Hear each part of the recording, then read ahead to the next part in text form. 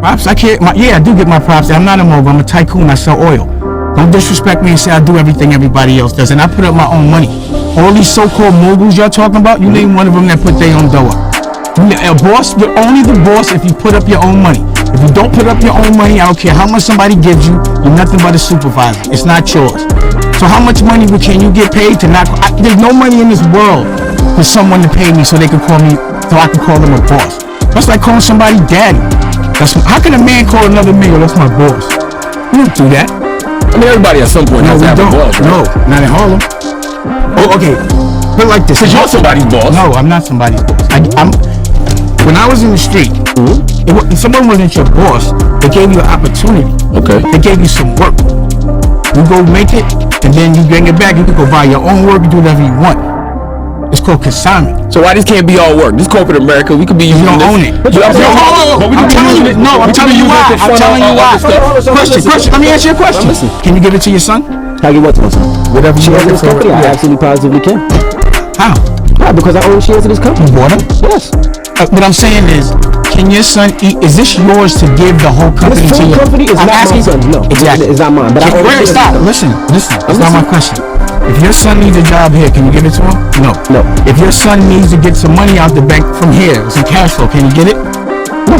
All right. You don't own this. But I can take the money from here to invest in myself. No, it's not yours. I'm not gonna fight for something I don't own.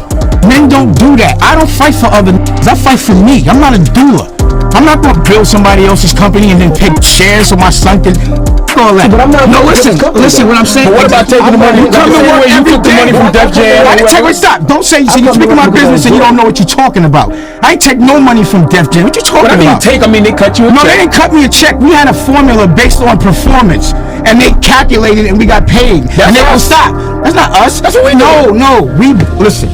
Before we had Rockefeller. We put up our own money for Rockefeller, right? Okay.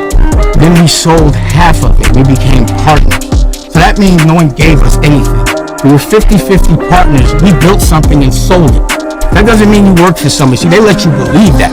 So then what happened was, based on a formula. You know what a formula is? It was profit times a certain number. So if you make this much profit times 7, that's how much the number is. Okay. Based on that formula, they bought the rest. That's it. That's not nobody giving me money. I never worked for them. I put up way more money than Def Jam put up. Me, Biggs, and Jay put way more money up into Def Jam. I mean, rather into Rockefeller than Def Jam. All they did was collect our money. What you mean? Why do you think Def Jam? First of all, when we were with Def Jam, they were bought by Universal. How you gonna call Def? How you gonna think someone that's bought by someone could be someone's boss? That's my point. You have to understand what you're doing in business because you got to do what's best for your kids. What's best for your kids is to put your money into something. The stress, go through all of it. So when your child becomes a man, he doesn't have to work for nobody. Right, well, that's the you can just pass it to him. Now you talk about. So if you're gonna work 20 years in a business or 15 years in a business every day over and over again, and your son can't work here whenever he feel like it, you're clowning me. I don't want him to work. But that's me. I'm not saying you. If you own it, wait a second. Time out. I don't need a check. That's stupid. You should be. Time out. Because you joined, not because you want a check. I'm here because I like a check. Wait, time out. Time out. You're lying. Before you lose your control, just stay focused. So here, listen to me. Why don't you listen? I'm working for free. Who can work? Would you ever enjoy being a slave? I'm not. It's not a slave. This is what I enjoy. I don't think this is slavery, Dan. Do you have to come to work today? Do you have a choice? Do you have to ask somebody when you have to? Yes, you do. I don't. Or you're fired. Can somebody tell you you're fired? I don't. Can somebody tell you you're fired? Yes or no? Can another man say you're fired? Absolutely. No one can tell me that. And that's priceless. But I'm here because I don't care. You enjoy having a man being able to tell you you're fired. But you enjoy. Okay, let me ask you a question. So you're being selfish. Do you think your son enjoys you calling somebody else a boss? Don't you think your son would rather wake up with you and you can pick him up from school instead of having to do a 9 to 5? Don't you think? Yeah, but don't you have to wake up at 4 in the morning? Don't you think your son would love if his name was up there, Dash, or whatever your last name is, instead of somebody else's? My pride is in my children. Like, look what I'm doing right now. Look at my son. I taught my son never to have a boss. He's 23. He owns a restaurant. He has cookies. He has equity. He busts his ass so he can pass it on to his son. If that's not what you hustlers for, you're selfish. You keep saying I'm worried about my kids. You worried about you. My kids are good. How they good? Your kids aren't going to be kids. I feel like I'm in the Def Jam boardroom and backstage. Kids ain't not supposed to work. I'm saying when they men, you're supposed to pass them something. You working for another man. They're worried about. See, to me, this is a talk. See, guys and Christians, I feel like I'm in Def Jam's boardroom. This is not backstage. Everybody cool out for a second. But Dan, I'll ask you a question. You're a businessman. What's wrong with taking the money from here and investing it into other stuff that we own? Nothing. Nothing at all. Thank you. Everybody eat a cookie. Cool out for a second. I'm not mad. The mentality is this. It's frustrating. Because you're on the radio and this message is crazy to me. You're saying because you enjoy music or being a DJ, you enjoy having a boss.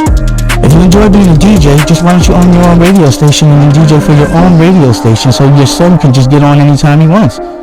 That's all I'm saying. But it's steps to it, though. No, no steps to it because I do it. See, you enjoy the safety and the security of a job every day. But there's no pride in that to me. My son takes pride. My kids take pride in the fact that I have Dash Motors. And because I have that, my son said, I'm not going to ever have a boss. His mentality is different. It's just about changing mentality.